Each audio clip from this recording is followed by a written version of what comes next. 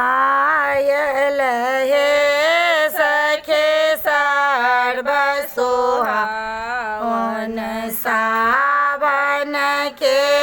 महीना आयल हे सखे सर्व सुहावन सावन के महीना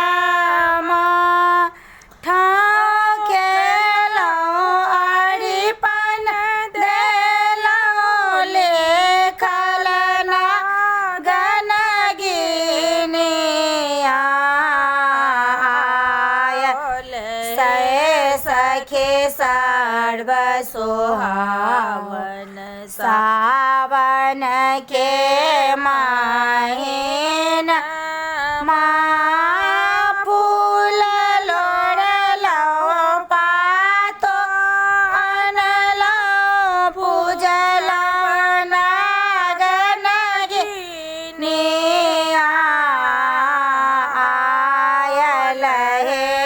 सखे सर्व सुहावन